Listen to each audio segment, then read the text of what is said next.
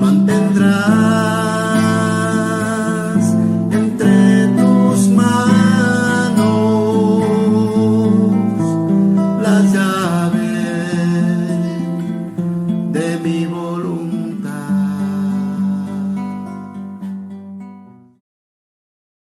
En nombre del Padre, y del Hijo, y del Espíritu Santo. Amén. Somos nada, Dios es todo. Padre, te amamos. Continúa, divina voluntad, a pensar en nuestra mente, a circular en nuestra sangre, a mirar en nuestros ojos, a escuchar en nuestros oídos, a hablar en nuestras bocas, a respirar en nuestros respiros, a palpitar en nuestros corazones, a moverte en nuestros movimientos, a sufrir en nuestros sufrimientos, y nuestras almas, unidas a tu voluntad, sean los crucifijos vivientes, inmolados para la gloria del Padre. A orar en nosotros, y después ofrécete a ti mismo esta oración como nuestra, para satisfacerte por las oraciones de todos y para darle al Padre la gloria que deberían darle todas las criaturas. Madre de Jesús y esposa de José, míranos y haz que de tu mirada descienda sobre nosotros la luz para comprender la divina voluntad y el amor para entregarnos a ella y vivirla. Ave María, llena de gracia, el Señor es contigo. Bendita tú entre todas las mujeres, bendito el fruto de tu vientre, Jesús.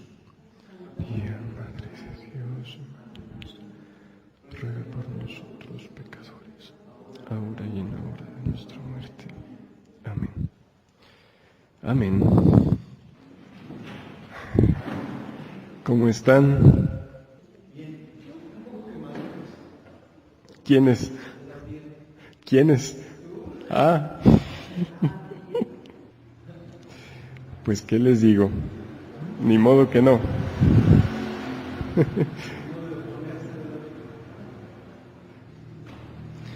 Bueno, pues como saben, cada 19 de marzo celebramos a San José. Pocos santos tienen más de una fiesta al año. San José tiene esta y tiene la del... ¿qué? ¿El 1 de mayo?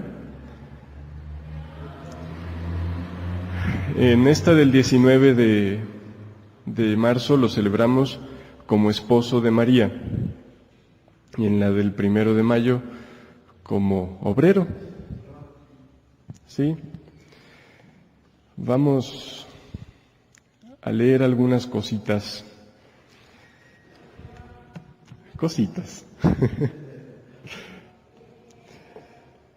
Sobre San José,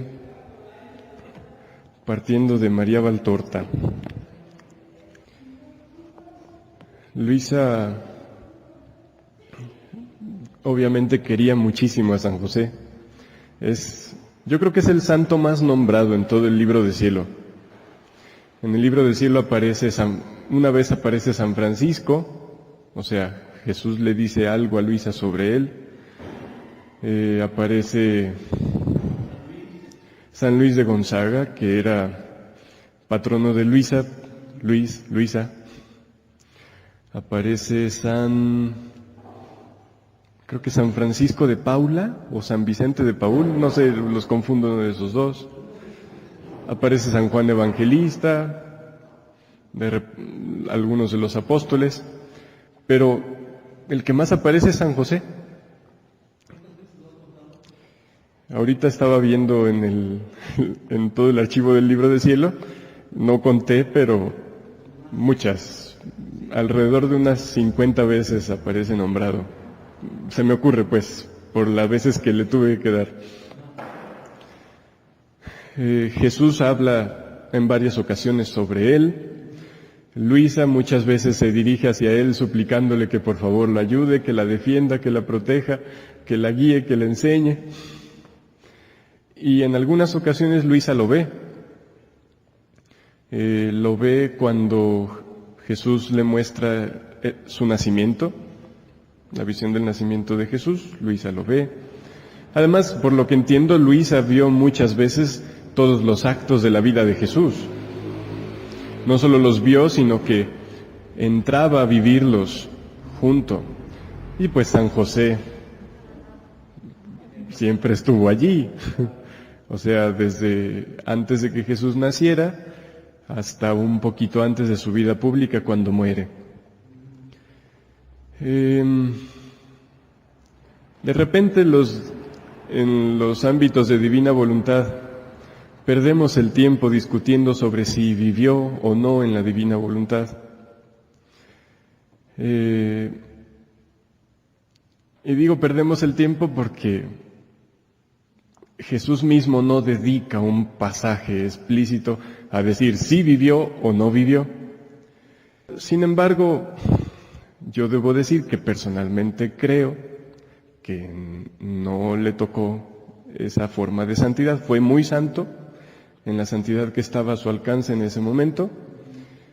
Fue uno de los más grandes santos, obviamente, pero la santidad del vivir en la divina voluntad no era para ese tiempo, más que para María por ser inmaculada, Jesús por ser verbo de Dios y hasta más adelante. Pero si a alguien no le gusta, bueno, ya más adelante cada quien lo descubrirá. Pero eso no quita que quiera demasiado a San José. Jesús mismo, cuánto quiso a su querido padre adoptivo. Luisa, les digo, lo quería mucho. De hecho, parece que Luisa pensaba que sí vivió. Bueno, es que menciona que como vivía entre María y Jesús por naturaleza y María por gracia, era como esa voluntad que irradiaba hacia él. Sí, Luisa parece, en algunos pasajes, parece mostrar que ella pensaba que sí. Pero les digo, creo que no es algo en que perder el tiempo y la amistad, como a veces sucede. O sea, yo no estoy interesado en quitarle a nadie nada. Sin embargo, no es el libro de cielo donde yo he encontrado las cosas más profundas y bellas sobre San José. Sobre Jesús y María sí, el libro de cielo, pero sobre San José es María Valtorta. Los escritos de María Valtorta es donde yo he encontrado mucho sobre San José, porque incluso la Sagrada Escritura nos da muy poco, no aparece una sola palabra salida de labios de San José. De hecho, eso es algo que se suele predicar, como fue un hombre de silencio, tanto que en los evangelios no hay una palabra dicha por él. Solo nos muestra algunos pasajes en su participación en los misterios de la vida de Jesús. Pero en las visiones de María Valtorta, los que tenemos la dicha de conocerlas y de creer que son verídicas y aceptables, hay mucho. Y al menos yo personalmente, a partir de la lectura de los libros de Valtorta, empecé a querer mucho, mucho a San José. Porque como suele pasar, con respecto a los santos, de repente hay varias corrientes en la forma de verlos. Y hay quien, para mostrar su cariño a un santo, lo superensalzan demasiado, le quitan su naturaleza humana, su realidad, y lo hacen ver entre brillitos y resplandores. Y bueno, eso a mí personalmente no me hace querer a los santos. Una de las maravillas de María Valtorta es verlos en su realidad concreta, real, como eran, como sentían con su pequeñez, y desde allí a mi gusto los ves más grandes, porque los ves reales. Entonces, leeremos algunos. En otros años hemos leído algunos pasajes del libro de Cielo sobre San José. No voy a repetir esos.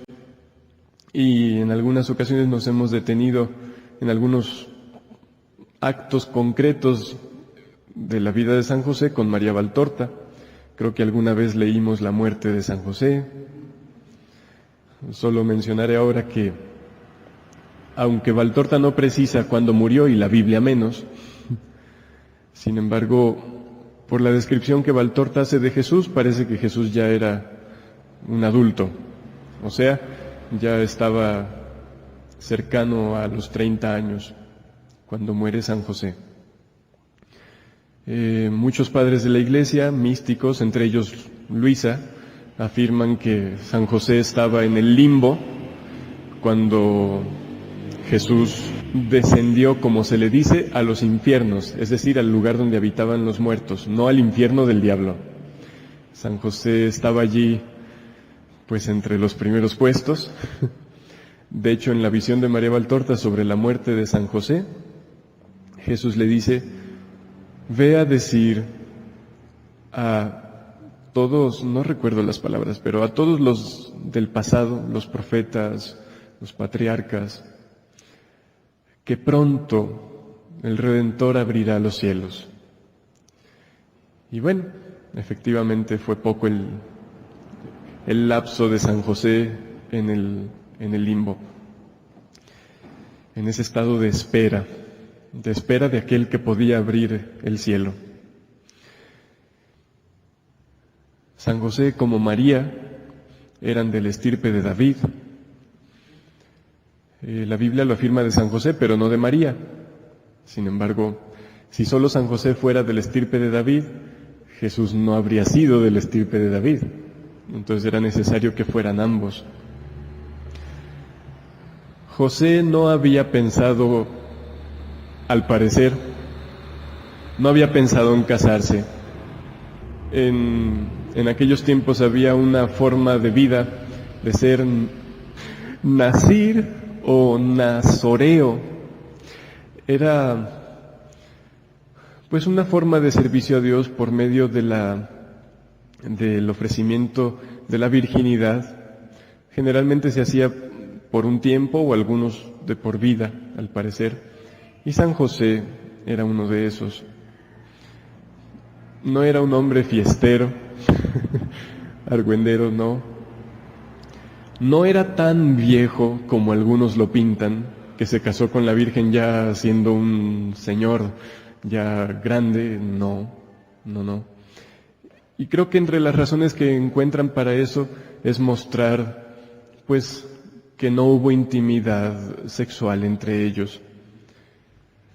Sin embargo, tampoco era de la edad de María. Ustedes saben que María estuvo un tiempo en el templo, desde sus 3 años hasta los 15. Ella tampoco tenía planeado casarse. Había consagrado su virginidad a Dios. O sea, con el conocimiento y la intimidad que poseía en común con la Trinidad, ella no anhelaba ningún otro tipo de compañía humana. Ni la anhelaba y menos sentía necesitarla. La misma Virgen dice en el libro de la Reina que cuál fue su sorpresa cuando la Trinidad, en uno de sus idas al cielo, porque ya ven que la Virgen se la pasaba yendo y viniendo en su espíritu, cuál fue su sorpresa cuando la Trinidad le dijo que querían que se casara. Y la Virgen quedó así como en shock. Dice, sin embargo, aunque no entendía, y aunque así, y casi parece decir, aunque de por mí no era mi deseo, inmediatamente acepté. Dice, y de por mí no hice nada más que esperar a que Él mismo, ya que Él lo quería, que Él dispusiera las situaciones para que sucediera. Y en Valtorta leemos cómo un día la llaman los sumos sacerdotes de ese entonces, que al parecer eran mucho más buenos y santos de los que hubo 30 años después, cuando la muerte de Jesús. Y le dicen que por ser de la estirpe de David, ella, por ser, por cierto, la única virgen que había en el templo de linaje real, es decir, viniendo de David, para conservar esa estirpe, veían conveniente y necesario que se casara. Como los papás de José de María ya habían muerto, y lo normal era que los padres tenían mucho que ver en los casorios, entonces, como sus padres ya habían muerto, le preguntan a ella que si hubiera alguien que ella conociera, como para casarse. Y ella dice, no. O sea, ella entró allí de 3 años. Al parecer tenía un amiguito y alguna vez ese amiguito le dijo, no lo tengo por cierto, pero me viene a la mente que así fue, que a él le gustaría casarse con ella. Y ella le dijo desde entonces que muchas gracias, pero que no, que ella lo quería mucho como hermanito, como hijo de Dios, pero que no, ella no estaba en sus deseos. Entonces lo que hicieron fue convocar, según lo ve Valtorta, y esto en parte coincide con algunos evangelios apócrifos. En los evangelios apócrifos hay cosas que sí, cosas que no. Convocaron a todos los solteros de la estirpe de David. Entonces entre ellos iba José. Valtorta dice, cuando tiene esa visión de los hombres allí, dice, veo a José, lo describe un poco como es, dice que José era moreno, fuerte, creo que alto, y describe sus ojos y dice, yo diría que sus ojos son incluso un poco tristes. San José tampoco pensaba casarse. ¿Sí saben por qué tiene una vara San José en casi todas las imágenes? Les pidieron que cada uno llevara una vara de un árbol. No precisa si tendría que estar seca, pero sí que no tuviera hojas en ese momento. Y entonces le tenían que grabar su nombre a la vara y la pondrían en Jerusalén unos días en el templo. Y si alguna florecía, entonces era la señal de Dios de quién sería el esposo. Entonces Valtorta también ve esto.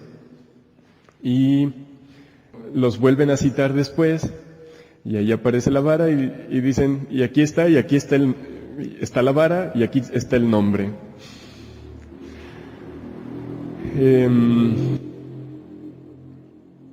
Cuando los sumos sacerdotes le dijeron a María que debía casarse, ella llora,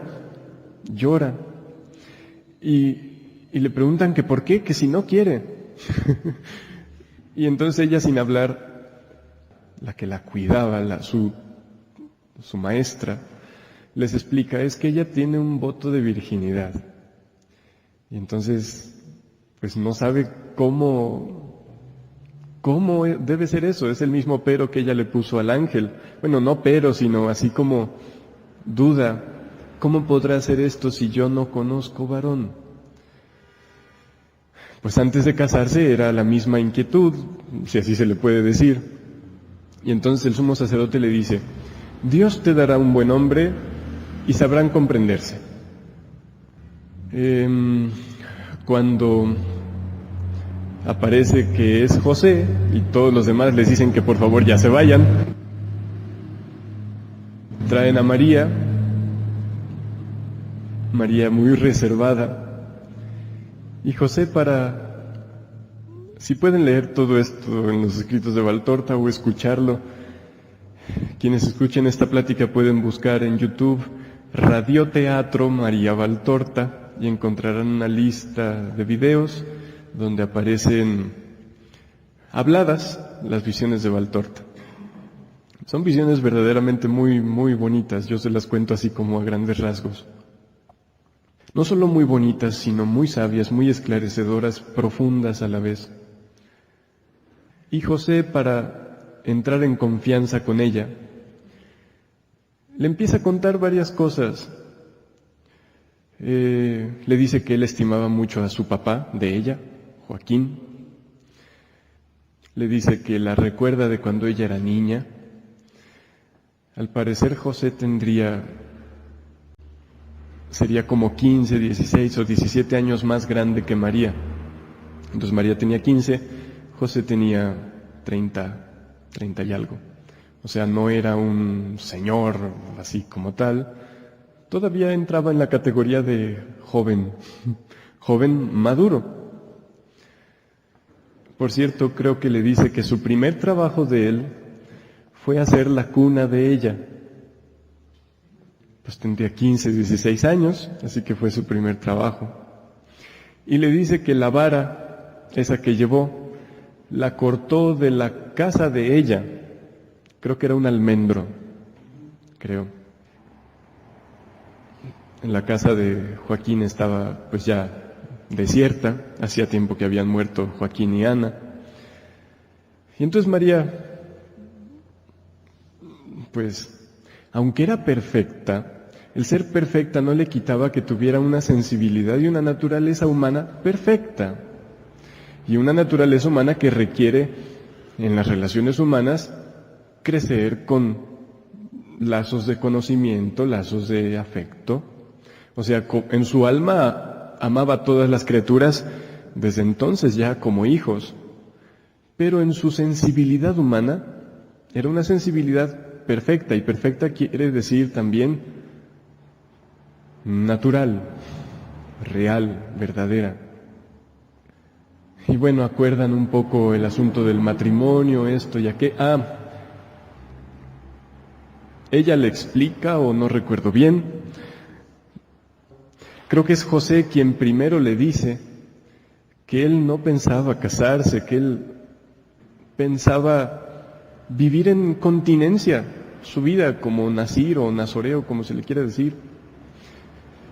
Entonces cuando él le dice eso, no crean que Dios así como que hacía que María pudiera leer las mentes. No era así. Entonces cuando él dice eso, ella, pues imagínense el gusto que siente. Dios mismo le había dicho que no debía temer, allá en el cielo y también a través del sumo sacerdote. Entonces cuando José mismo es el primero en decirlo, pues ella también descansa, lo dice. Y tiempo después José le dice: he decidido unir mi voto al tuyo y hacer que sea de por vida el voto de virginidad. Nos amaremos como hermanos, yo seré para ti como tu padre, como tu hermano, como tu amigo y como tu esposo. Y bueno, hay maravillas allí sobre el modo de amar de San José. Un modo perfecto y a la vez el modo de María de ser esposa del alma de José, porque verdaderamente era su esposa. O sea, José no solo era su guardián, eran esposos, pero en el alma. María fue maestra de José, obviamente, porque José, aunque era muy bueno y muy santo, pues no poseía la ciencia, la sabiduría y la perfección como lo tenía María. Por decir, cuando llegó el edicto del censo, hay una visión, es la 44 del volumen 1. José llega preocupado a la casa y le dice: pues es que en la sinagoga nos citaron y nos dijeron que hay que ir y estoy preocupado por ti. Y María le dice: ¿por mí? Y dice: sí, pues es que ya estás en tiempo de dar a luz. Y María dice pero no es un no de susto, sino de así como de ahora entiendo. Y le dice: es que los profetas han dicho que él debe nacer en Belén y tú eres de Belén y tenemos que ir a Belén. Y José está preocupadísimo porque ¿cómo va a ser que, o sea, no, ella tiene que estar en casa, tiene que reposar, tiene que esto? Y dice: José le dice, ¿crees que llegó ya el tiempo? Oh, ¿cómo haremos? Dice Valtorta, José está asustado, mira a María con dos ojos llenos de compasión. Él la compadece a ella cae en la cuenta, sonríe. Dice Valtorta, sonríe más consigo misma que con él. Una sonrisa que parece decir, o sea, lo sonríe así como, mi querido esposo José. Y dice, parece decir, es un hombre justo, pero hombre.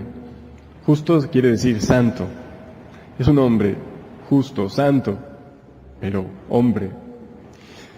Ve tan solo como hombre, piensa como hombre, compadécelo, alma mía, y guíalo a ver como espíritu. Esto no es lo que María piensa, es lo que Valtorta se le ocurre que significa la sonrisa de la Virgen. Y entonces le empieza a hablar, a tranquilizarlo. Y bueno, pues como esto, muchas veces María fue con él. Sin embargo, nunca de los nunca lo humilló con decirle, tú no sabes, yo soy la llena de gracia. ¿Por qué no me pides consejo? No, era un acuerdo perfecto entre ambos. Como dice la Virgen a Luisa en el libro de la Reina, es la meditación del día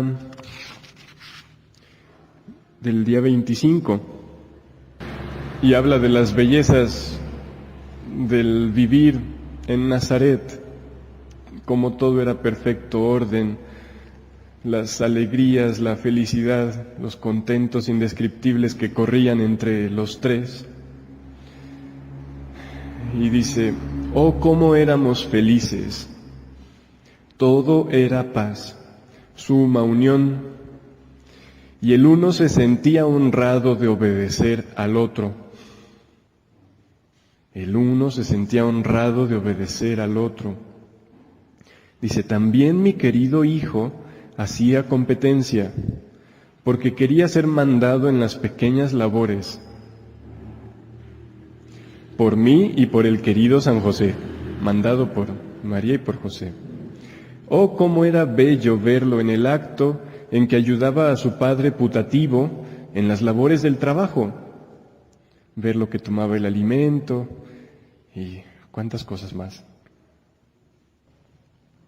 Tristemente, hay quien pone en duda la permanente virginidad de José y María. Nosotros sabemos que María fue virgen antes, en y después del parto, pero hay muchos que no lo piensan así, apoyados en malas interpretaciones de la Escritura y en tantas otras cosas. Sumando a eso, en la lectura 59, Jesús hace un buen regaño a quienes no aceptan la virginidad de José y María, y les explica cómo está lleno de citas del Antiguo Testamento, de cómo a la mujer, cuando ya había tenido intimidad sexual con su marido, se le llamaba así, mujer, la mujer de fulano, la mujer de perengano, y cita muchos ejemplos de todo el Antiguo Testamento de cómo a partir de entonces se le llamaba la mujer. Y Jesús le dice a Valtorta, fíjate cómo el ángel dijo a José, cuando ya había nacido Jesús, y cuando tenían que huir a Egipto, levántate, toma al niño y a su madre y huye a Egipto. No le dijo, toma al niño y a tu mujer. En el Evangelio nunca se menciona que María fuera la mujer de José. Era una virgen desposada con José, y así permaneció, una virgen desposada. ambas cosas, virgen y esposa, madre de el niño, pero no mujer de José en el sentido bíblico, que significaba que había ya intimidad sexual entre ambos. Si alguien lo quiere leer, es muy contundente Jesús en ese pasaje y es muy explícito en todo lo que él explica, en todas las citas que muestra.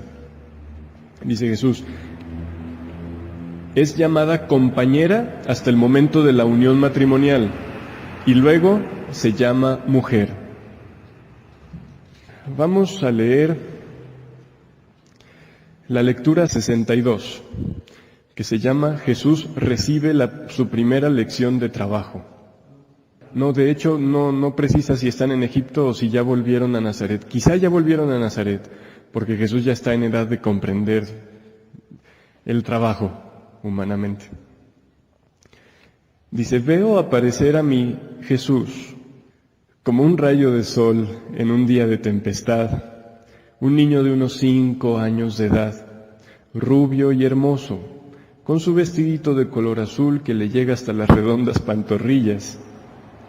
Está jugando con tierra en el huertecillo. Recuerden, la divina voluntad nos permite estar allí y vivir con ellos cada uno de sus actos.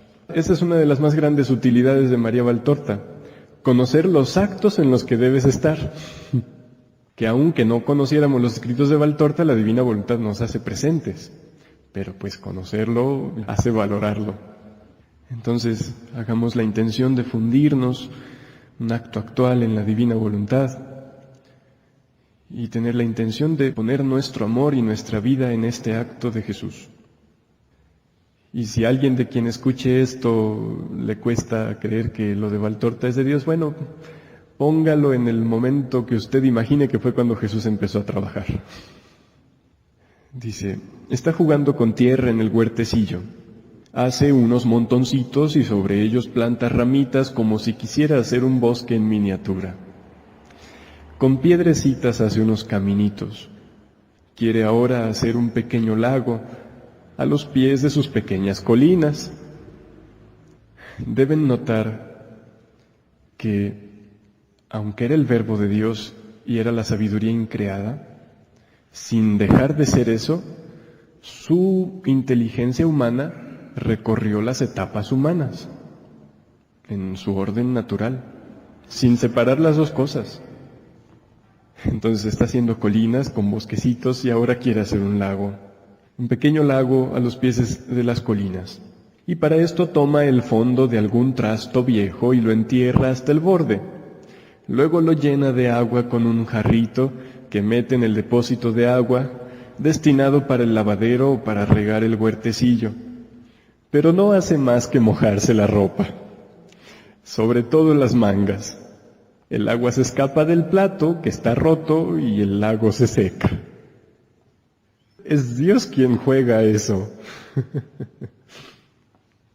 Una cosa que aprendí de Valtorta es que Jesús no se la pasaba haciendo milagros físicos, como inclinar palmeras o hacer que palomitas de barro tuvieran vida, o alargar trozos de madera.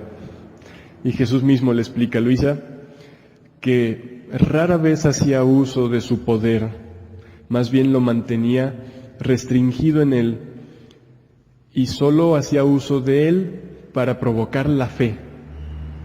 O sea, después de su vida pública.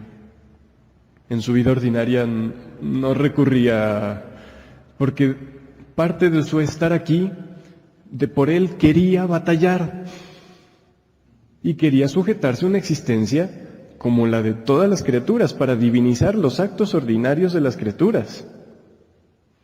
Y Jesús mismo le dice a Luisa que quiso divinizar todos los actos de la infancia.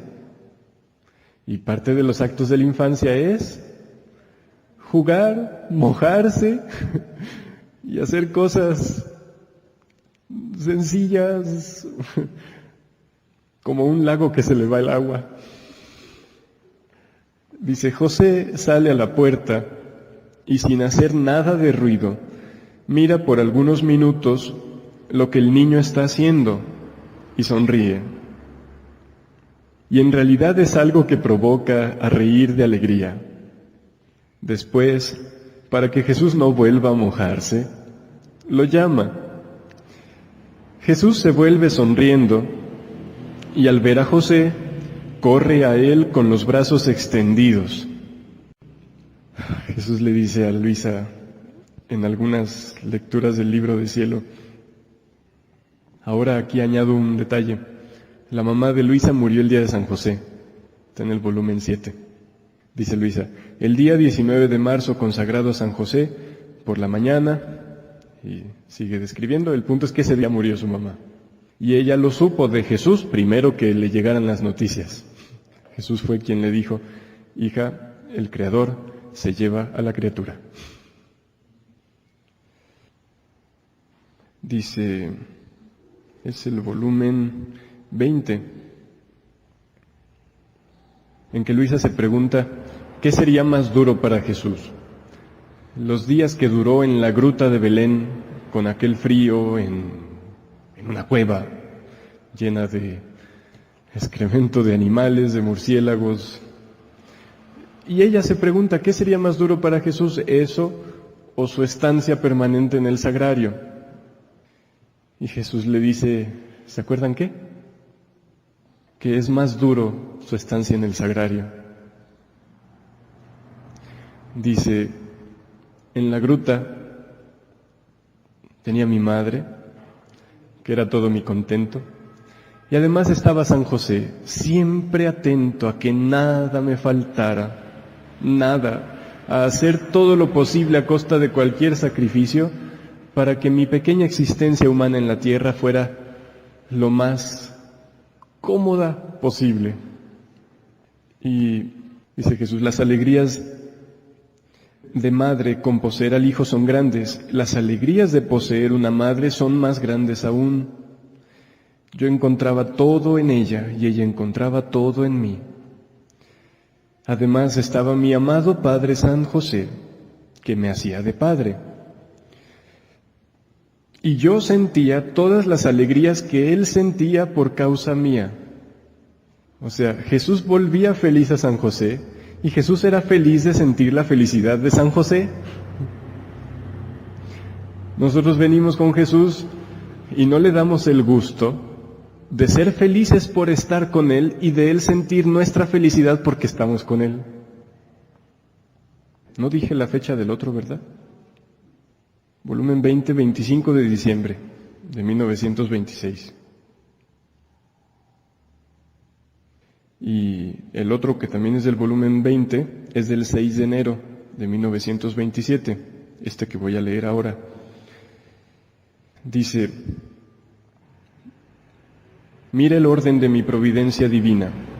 Para el gran portento de mi encarnación elegí y me serví de una virgen humilde, pobre, por custodio que me hacía de padre, al Virgen San José, tan pobre que tenía necesidad de trabajar para mantenernos la vida. Jesús bien podía decir, pues que la piedra se haga pan y que José no tenga que sudar. Y no, quiso comer del trabajo austero de José. Al Virgen San José, tan pobre que tenía necesidad de trabajar para mantenernos la vida. Sigo leyendo la visión, pues. Entonces José lo ve y para que no se moje más lo llama. Jesús voltea, pequeño de 5 años, le sonríe y corre con los brazos abiertos hacia él. José seca con una punta de su corta túnica las manitas llenas de tierra y mojadas y las besa. Entre ambos se traba una hermosa conversación. Jesús explica su trabajo, sus juegos y las dificultades en hacer todo ello. Quería hacer un lago como el de Genesaret. De esto supongo que le habrán hablado o llevado. Quería hacerlo para pasar el rato. Aquí está Tiberíades, allí Magdala, más allá Cafarnaúm. Este sería el camino pasando por Caná, llevaría a Nazaret. Quería echar al agua pequeñas barcas en el lago. Estas hojas serían las barcas. Y quería ir hasta la otra orilla, pero el agua se va. ¿Nosotros qué hacemos cuando los niños empiezan a contarnos sus juegos? A veces, sí, muy bien, está bien, mijo, gracias. Cuando no tengo tiempo. Estoy cansado. O les damos el avión, como sea. Con más o menos amabilidad. Dice Valtorta, José observa, se interesa como si se tratara de una cosa seria. En las visiones más adelante veremos que Jesús hace lo mismo con los niños. Y Jesús dice, es caridad ocuparse de los juegos de los pequeños. Es que para nosotros un juego de un niño es cosa tonta, pero para el niño es cosa muy importante. De hecho, ante Dios no tiene más importancia los trabajos de los adultos que los juegos de los niños. De hecho, son más valiosos los juegos de los niños, porque son puros, son santos, son inocentes. Me he dado cuenta de que conforme crecemos, no maduramos. Simplemente nos corrompemos. O sea, seguimos más o menos las mismas ideas de los niños, pero sin inocencia. El niño juega con carritos, los grandes juegan con carrotes. Y no son más importantes los unos que los otros. Seguimos siendo niños, pero corrompidos. Jesús le hablará a Luisa un sinfín de veces de las naderías de la criatura, hechas en la divina voluntad, como tienen valor inmenso, porque Él mismo las hace. Luego le dice que al día siguiente le haría un pequeño lago. José le dice eso, que al día siguiente le haría un pequeño lago, no con un plato roto, sino con una pequeña batea de madera, bien embreada, o sea, con brea, en la que Jesús podría echar verdaderas barquitas de madera, que Él le enseñaría a hacerlas. Al mismo le traía unas pequeñas herramientas propias para él, para que sin fatiga aprendiese a usarlas. O sea que José parece decir que ya le traía unas pequeñas herramientas para que Jesús le ayudara.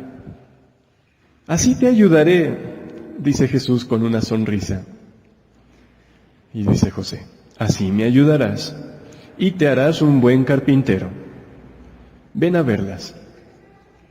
¿La Biblia dice que Jesús era carpintero? ¿Sí o no?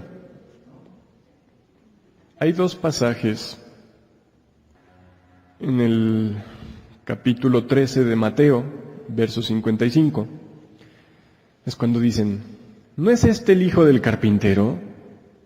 ¿No se llama su madre María y sus hermanos Santiago, José, Simón y Judas? Es decir, sus primos. Y en el Evangelio de San Marcos, capítulo 6, versículo 3, dicen, ¿no es este el carpintero, el hijo de María y hermano de Santiago, José, Judas y Simón?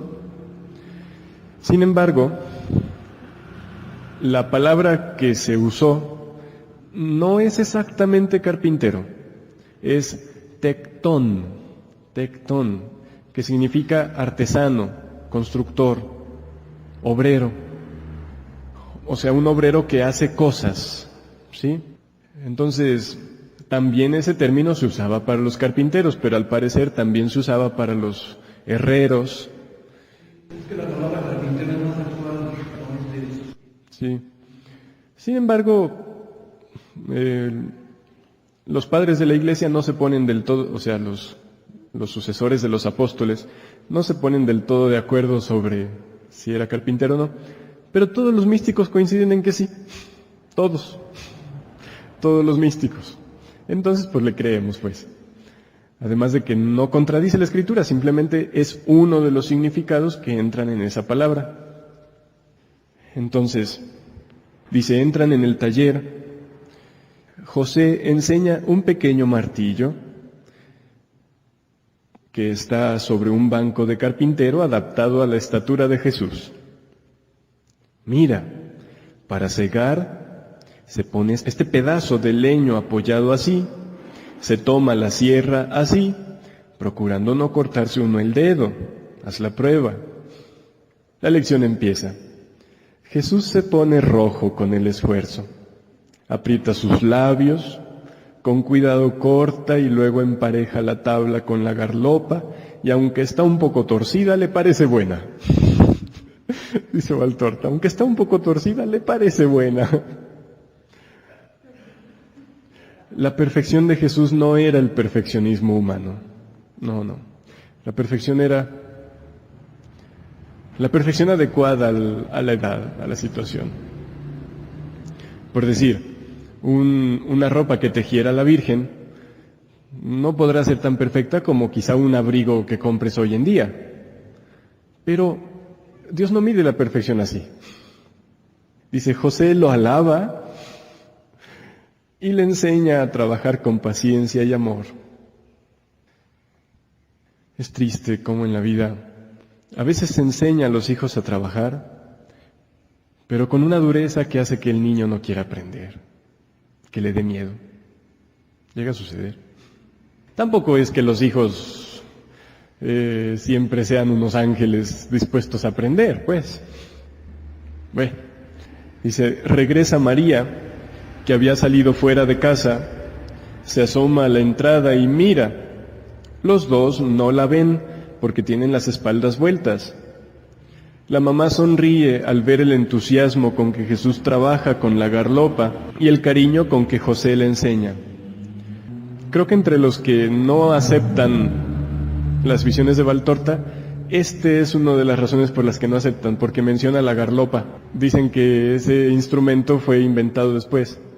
Sin embargo, Valtorta en muchas partes dice, digo tal palabra por poner una, porque no sé cómo se llame tal cosa y se semeja a lo que yo llamo así. ¿Cómo lo identificamos? Sí. Dice, la mamá sonríe al ver el entusiasmo con que Jesús trabaja con la garlopa y el cariño con que José le enseña.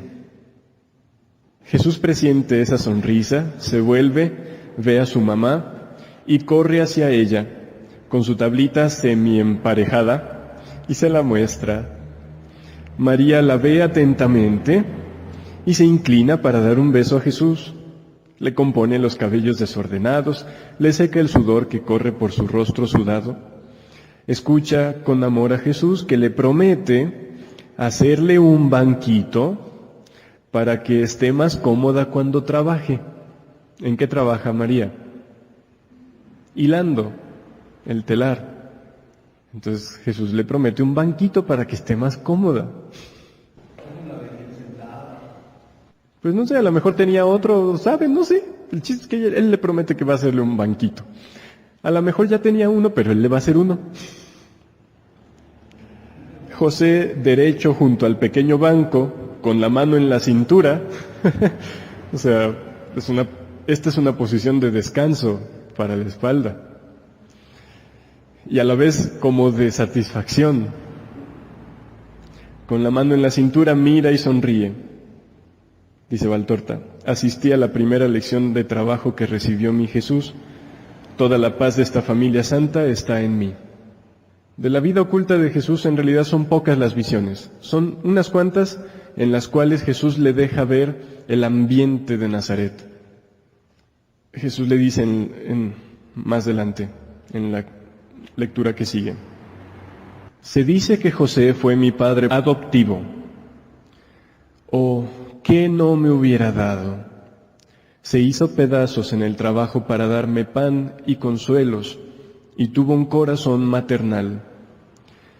De él aprendí, y nunca discípulo ha tenido semejante maestro. Todo lo que hace de un niño, un hombre, y un hombre que debe ganarse el pan. Si mi inteligencia de hijo de Dios era perfecta, es necesario reflexionar y creer que quise observar las etapas de mi edad, y esto está en el catecismo. Por esto, humillando mi perfección intelectual de Dios al nivel de una perfección intelectual humana, ¿notan?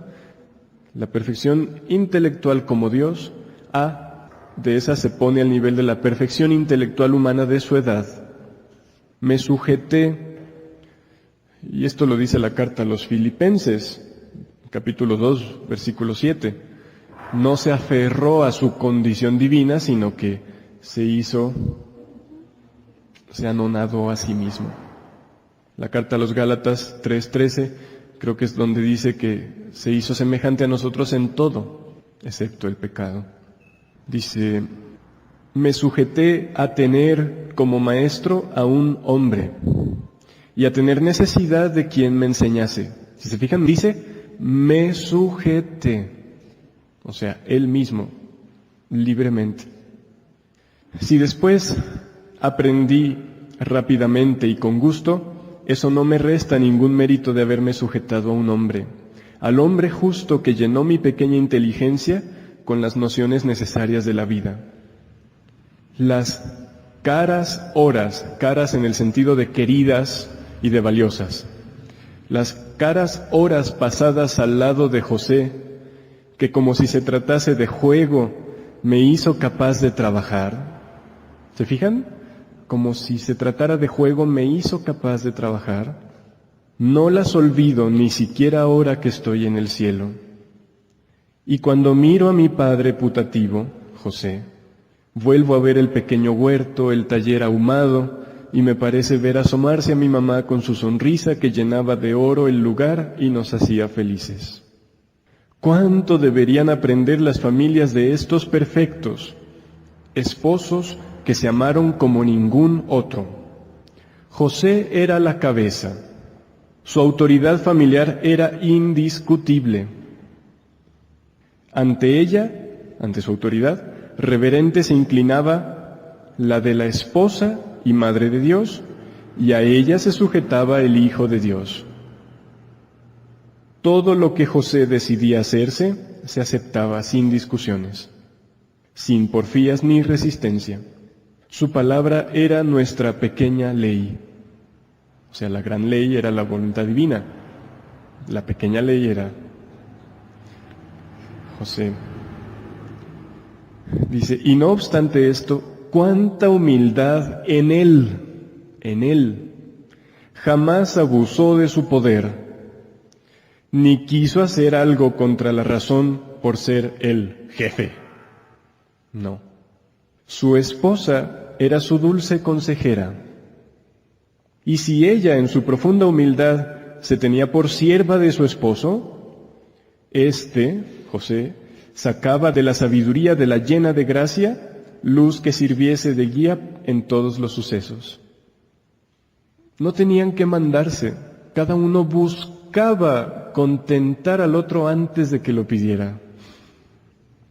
Dice Jesús, y yo crecía, cual flor protegida por dos robustos árboles, en medio de estos dos amores que se entrelazaban entre sí para protegerme y amarme. No, hasta el tiempo en que tuve que conocer el mundo, no extrañé el paraíso. Dios Padre y el Espíritu Divino no estaban ausentes porque María estaba llena de ellos. Y dice cómo estaban allí los ángeles también. Dice, muchos creen que como hombre no sufrí cuando la muerte apagó aquella mirada de santo, de José, que velaba por nuestra casa. Como Dios, y José lo sabía bien, no me dolió su partida. Como Dios. Porque después de un poco de tiempo de estar en el limbo, le abriría las puertas del cielo. Pero como hombre, lloré en la casa en que ya no estaba su amorosa presencia. Como hombre lloré.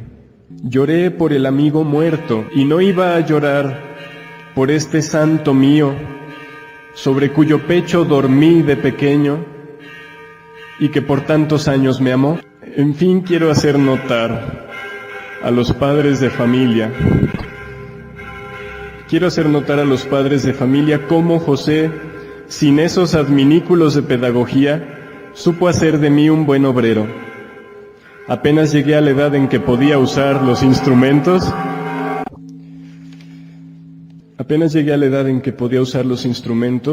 sin dejar que me entregase al ocio, me encaminó hacia el trabajo y utilizó mi amor por María para estimularme al trabajo, hacer objetos que necesitaba la mamá. De este modo se inculcaba el debido respeto que cada hijo debe tener por su respectiva mamá.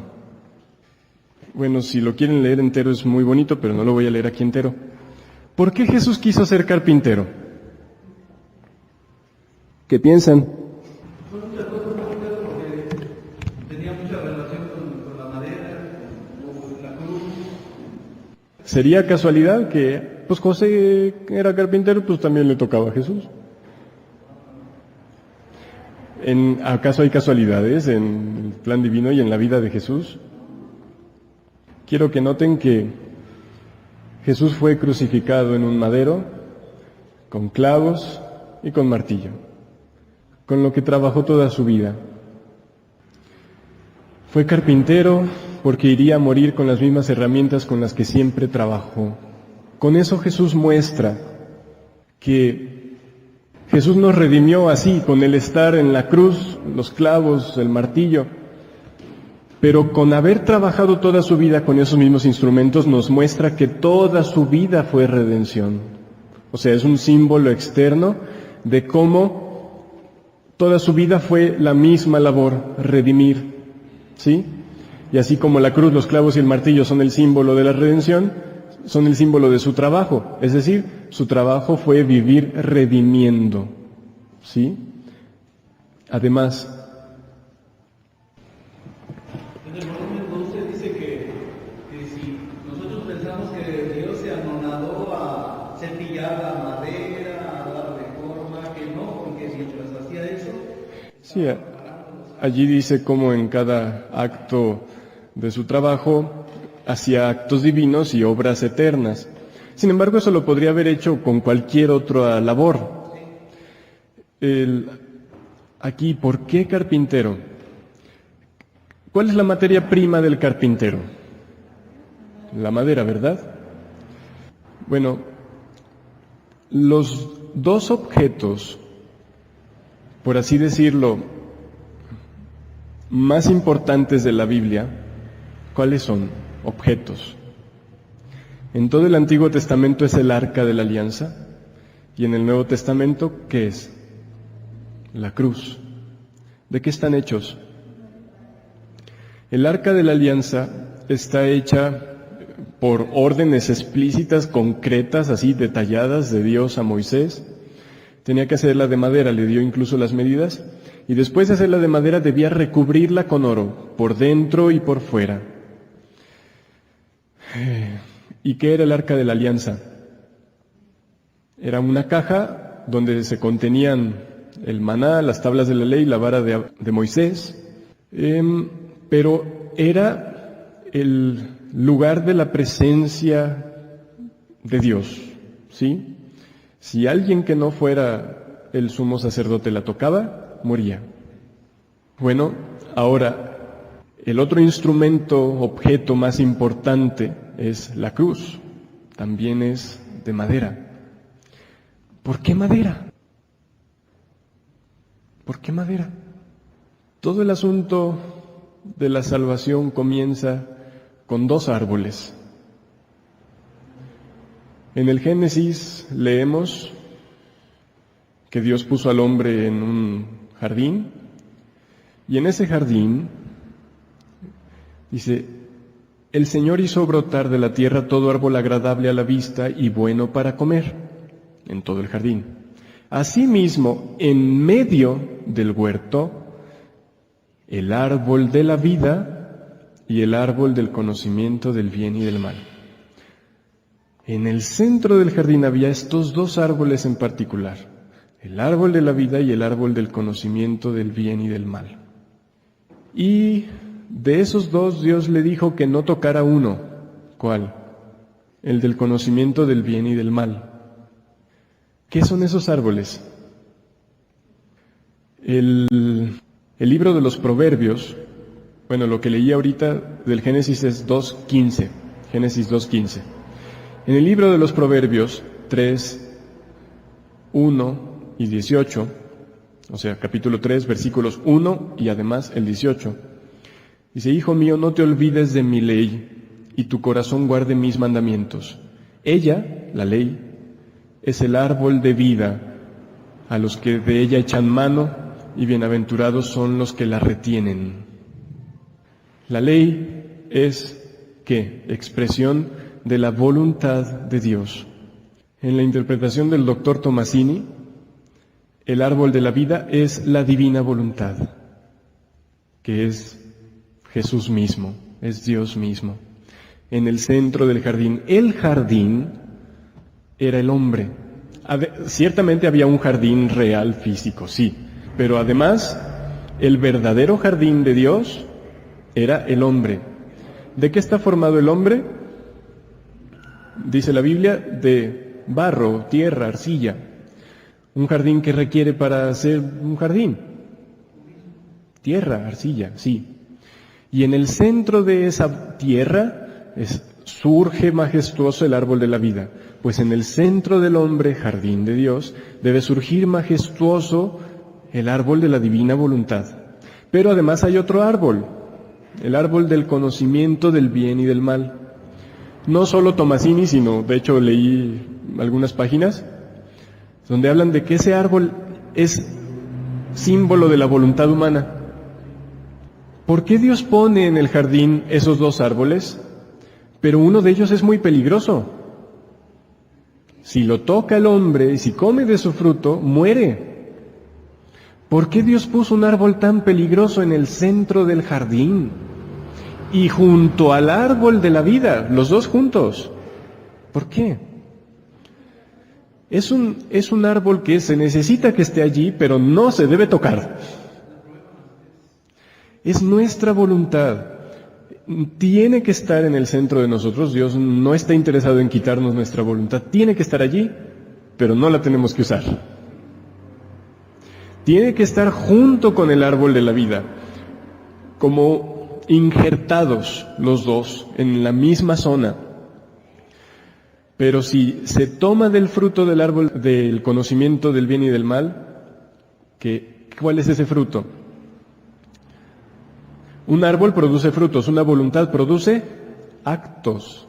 Entonces, tomar el fruto es hacer actos con nuestra voluntad sin la de Dios. Eso produce la muerte. Entonces, ¿por qué será que Jesús trabaja con madera? Jesús le explicará que los dos maderos, uno es la voluntad humana y el otro es la voluntad divina. Eso es la cruz, la unión de las dos voluntades, ¿sí? Entonces, ¿qué significa que Jesús haya trabajado de carpintero? Que todo su trabajo fue unir. ¿Qué hace un carpintero? Unir maderas, ¿sí? Y formar algo útil y necesario para la vida. Pues toda su vida Jesús no hizo otra cosa que unir la voluntad de las criaturas, por medio de su misma voluntad, con la voluntad del Padre. Y la expresión externa de eso era su trabajo de carpintero. Parte del trabajo del carpintero es quitarle a la madera lo que no sirve, lo que está podrido, lo que está polillado, las cáscaras, todo esto. Parte del trabajo de Jesús y de nosotros con Él es ser carpinteros y quitarle a nuestra voluntad toda la cáscara, todo lo eso, todo lo aquello. ¿Sí? El árbol de la vida allá en el paraíso quedó, pero el árbol de la vida en el hombre murió. Dimos muerte a la voluntad humana, a la voluntad divina en nosotros, y dimos vida a la nuestra. Sí, lo que volvió a unir esos dos maderos es Jesús, clavado en ambos maderos, ¿sí? Clavado a la voluntad humana, que es el travesaño de arriba, y clavado a la voluntad divina, que es el travesaño que sube de la tierra al cielo. En el arca de la alianza había unas argollas de oro, y estaba revestida de oro. Jesús le explicará a Luisa que la divina voluntad es oro, purísimo. Entonces, fíjense, el arca de la alianza está hecha de madera, pero está revestida de oro. Ahí podríamos decir, la madera es nuestra voluntad, que debe ser revestida y transformada por la belleza del oro, que es la voluntad divina. ¿Sí? Para que allí sea contenido todo lo que Dios quiere dar al hombre. Porque el catecismo dice, no tengo aquí la cita, en el video Justino la pondrá, que la alianza entre Dios y el hombre, es ser todo de Él, ya que Él es todo nuestro. Eso es la alianza. El hombre que se entrega a Dios y Dios que se entrega al hombre. Y el arca de la alianza contiene eso, la unión de Dios y el hombre, y eso es Jesús. ¿Pero qué se requiere para que existiera el arca de la alianza? La madera, que es la voluntad humana, y el oro, que es la voluntad divina, unidos. La voluntad divina cubriendo y fortificando la voluntad humana. Y allí, en esa unión de la voluntad humana con la divina, está la alianza, que es Jesús, la unión de todo el hombre y todo Dios. El arca de la alianza, ¿con qué la movían? Se le puso unas argollas. Entonces, ya ven, faltan dos. Bueno, estamos en la fiesta de San José y estamos en su templo, se tiene que notar. Entonces, en las 4 esquinas del arca se le pusieron esas argollas y ahí se metían los travesaños. Pues en las 4 extremidades del cuerpo de Jesús se hicieron esos orificios por donde Él era levantado en la cruz. Jesús es la alianza, María es el arca. Bueno, Jesús con su voluntad humana, con su voluntad divina perfectamente unidas. Y un detalle más. Allá en el Génesis había un árbol de la vida, sí. Y se puso un querubín para que no se entrara. Ahora Dios nos da acceso con la Eucaristía, recibimos el árbol de la vida, pero lo tenemos solo mientras dura la especie eucarística en nosotros. Al vivir en la divina voluntad, la presencia de Jesús se continúa porque nuestra voluntad no debe impedirle su vida en nosotros. El Apocalipsis dice que es el capítulo 22, dice Juan: luego me mostró el río de agua de vida, brillante como el cristal, que brotaba del trono de Dios y del Cordero. En medio de la plaza, a una y otra margen del río, hay árboles de vida. En el Génesis era una, pero en el Apocalipsis, al completarse la obra de Dios, son muchos los árboles de vida. ¿Qué pasa? Son las almas convertidas por la perfecta unión con Jesús de su voluntad humana, la propia con la de Él, con su voluntad divina, convertidos en Jesús, en árbol de vida. ¿Sí?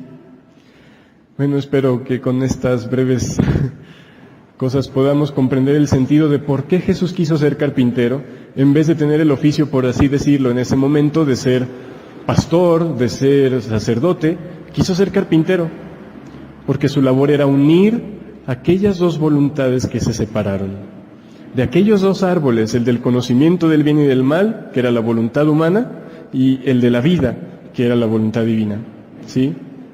Y todo es unido en la cruz por medio del cuerpo de Jesucristo, su humanidad, que lo une todo. Pues, en la voluntad de Dios, en nombre del Padre, y del Hijo, y del Espíritu Santo. Amén. Tú serás mi protector, el guardián de mi corazón. Guardarás entre tus manos la llave